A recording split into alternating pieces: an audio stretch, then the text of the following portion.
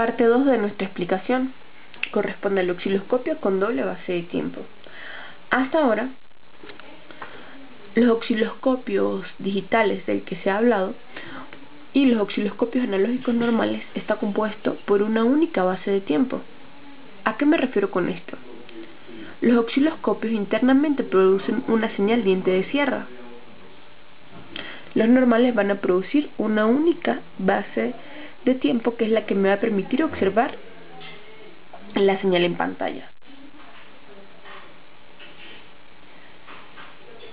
El osciloscopio con doble base de tiempo surge a partir de la necesidad que hay oportunidades en que la señal no se pueden visualizar ciertos fragmentos de la señal. Para poder visualizar estos fragmentos es donde aparece la base de tiempo retardada, que corresponde a esta base de tiempo y nos permite realizar zoom en la señal a observar.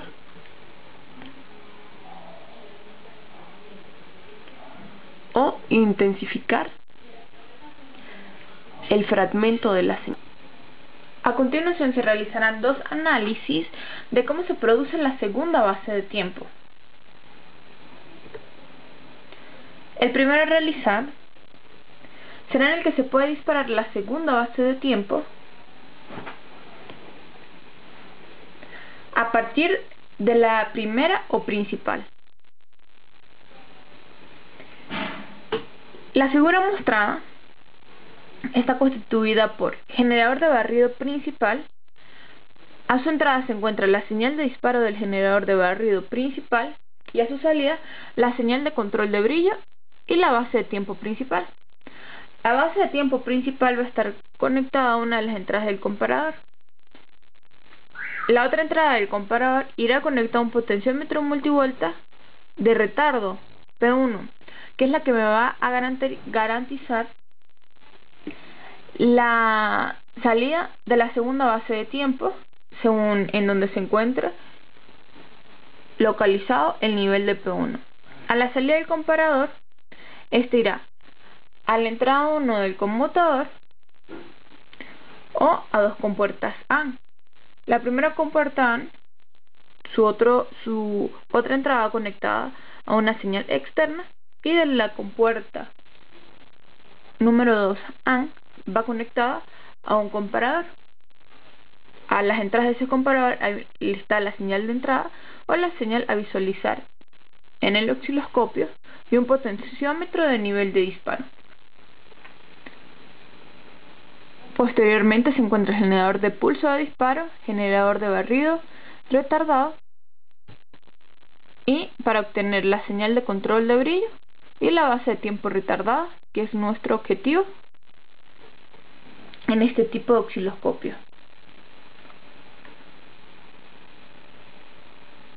El control de base de tiempo retardada en este tipo se realiza mediante un único conmutador de 3 posiciones que me permite los siguientes modos de disparo. Cuando C se encuentra en la posición número 1, el disparo se produce cuando la base de tiempo principal alcanza el nivel fijado por el potenciómetro. Cuando C está en la posición número 2, se produce cuando la base de tiempo principal alcanza el nivel fijado por el potenciómetro número 1 y además se aplica una señal externa. Y por último, cuando el conmutador se encuentra en la posición número 3, el disparo se produce cuando la base de tiempo principal vuelve a alcanzar el nivel fijado por el potenciómetro número 1 y además la señal a visualizar en el osciloscopio o la señal de entrada alcanza el nivel seleccionado mediante el potenciómetro número 2, que es el potenciómetro de nivel de disparo. El segundo es en el que se pueden combinar ambas bases de tiempo para controlar el instrumento. Existen 4 modos principales de control en un osciloscopio que posee doble base de tiempo. Este control o la selección del modo de funcionamiento se realiza, en este caso, mediante un conmutador rotatorio de 4 posiciones, 1, 2, 3 y 4, y 2 circuitos, un sumador analógico y un multiplexor analógico. Los modos de funcionamiento que se pueden encontrar es el modo de funcionamiento normal cuando C2 se encuentra en la posición 1, modo de funcionamiento en intensificación cuando el conmutador se encuentra en la posición número 2, modo de funcionamiento con barrido retardado cuando se encuentra en la posición número 3 y modo de funcionamiento con barrido mezclado cuando se encuentra finalmente en la posición número 4. Ahora explicaré detalladamente cómo se generan estos modos. Ok, el primer modo se genera cuando C2 se encuentra en la posición número 1, como mencioné anteriormente. El osciloscopio, en este caso, se comporta como un osciloscopio normal, es decir, de una sola base de tiempo. Al amplificador horizontal se le aplica el diente de sierra principal, es decir, una señal de diente de sierra, como se observa aquí. Y el circuito de control de intensidad se gobierna mediante el pulso de control de brillo generado por el barrido principal. El segundo modo que se puede encontrar es el modo de funcionamiento con intensificación. Este se produce cuando el conmutador 2 se encuentra en la posición número 2. Al amplificador horizontal se le aplica también el diente de sierra de la base principal.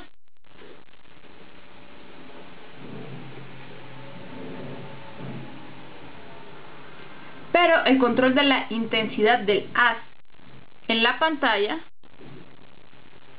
se realiza con una señal que es la suma de dos señales de control de brillo.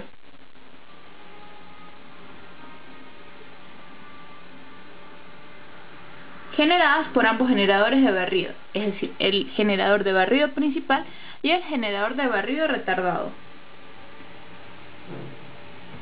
Eso lo podemos visualizar en la siguiente figura. El generador de barrido principal me permite ver toda la gráfica senoidal. Si nosotros queremos ver una parte específica de la señal o con mayor intensidad, que es para lo que se utiliza este modo, es donde va a aparecer el generador de barrido retardado, es decir, esta pequeña diente de sierra. Y cuando coinciden estas dos señales, dientes de sierra, es en donde vamos a ver un intervalo con mayor intensidad. El modo de funcionamiento con barrido retardado se obtiene cuando el conmutador C2 se encuentra en la posición número 3.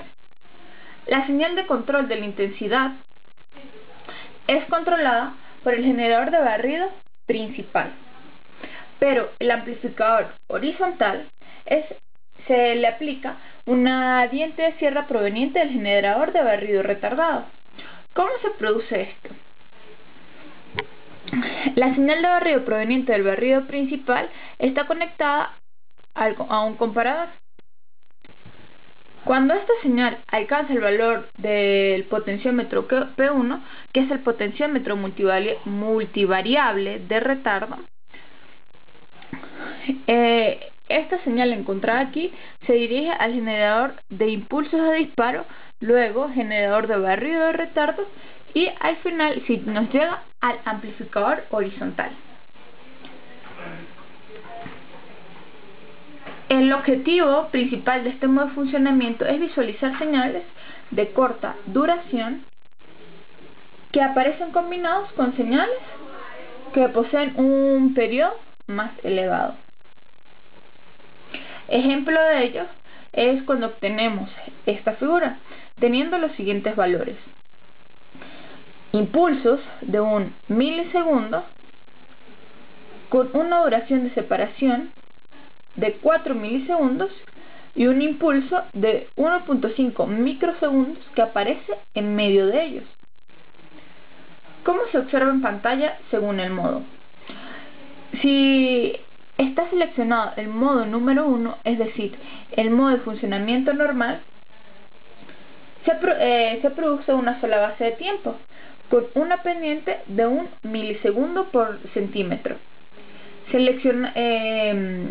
sucede con esto? La gran diferencia de duración entre los impulsos nos produce que solo se ve en pantalla los impulsos de 1 milisegundo y no se puede observar el impulso de 1.5 microsegundos, debido a que esta duración no es suficiente para excitar el fósforo. Aquí se presenta cuando se selecciona el modo de funcionamiento de barrido retardado. Se obtiene el generador de barrido principal, que va a tener una pendiente de 1 milisegundo por centímetro. Cuando el cursor del potenciómetro se encuentra a un nivel tal que hace que la base de tiempo principal tarde 3 milisegundos en alcanzar el valor del potenciómetro, en ese instante, pasados los 3 milisegundos, se inicia la pendiente de la base de tiempo retardada, con una pendiente de 1 microsegundos por centímetro. Esta es la señal que va a entrar al amplificador horizontal. Esta señal que se observa aquí, pudiéndose ver en la pantalla un pulso de 1.5 microsegundos que ocupa 1.5 centímetros y puede ser observada perfectamente. Es importante mencionar que el modo de funcionamiento con barrido retardado no permite visualizar ambas señales simultáneamente en la pantalla. Bueno, con esto hemos terminado nuestra explicación de lo que corresponde al osciloscopio con doble base de tiempo.